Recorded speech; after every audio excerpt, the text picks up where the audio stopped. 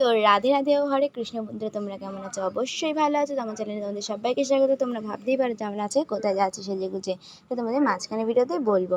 তো এই যে আমার মা আর বান্ধবী রেডি হচ্ছিলো, তো আমিও পুরো রেডি হয়ে গেছি। তো আমরা দুজনে একদম ভালো করে রেডি হয়ে গেছিলাম। তো ওই যে আমার ফাইনাল লুক। তো কেমন লাগে আমাকে অবশ্যই কমেন্টে বলো।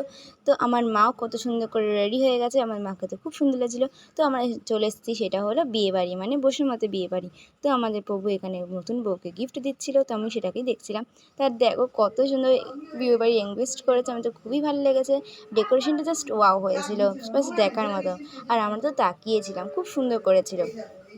তো এখানে আমরা প্রথমে স্টলে চলে এলাম, এখানে কফি বসেছিল আর এখানে নানান রকম ফলের আইটেম, খুবই সুন্দর ছিল।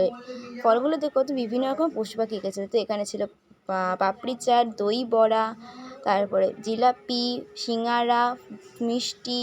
তারপরে চলে এলাম আমরা ফুচকা খেতে, যাতে ফার্স্ট আগে খেতেই হবে। তো সেটাকে আমরা খেয়ে নিলাম।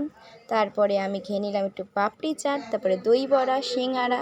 তো সেগুলো শেষ করে আমরা চলে গেলাম আইসক্রিম খেতে। তো আইসক্রিম খেতে খেতে দেখলাম এখানে মকটেলও বসেছিলো, তো আমি নিলাম একটা অরেঞ্জ জুস, সেটাকেই খাচ্ছিলাম। তারপরে এখানে দেখো ফাংশন বসেছিলো, সেটাকেই দেখছিলাম আমরা। কত লোক, আর আস্তে আস্তে তো রাত হচ্ছিলো, বিয়েবাড়ি যেন লোকগুলো ভরেছিল। তারপরে আমরা চলে গেলাম খেতে বসতে, অনেক কিছু আইটেম ছিল। তো আমরা সব কিছু খাওয়া শেষ করলাম, আর খাবারগুলো যেন খুব সুন্দর ছিল। তারপরে আমরা খাওয়া দাওয়া শেষ করে বাড়ি চলে এলাম। রাধে রাধে।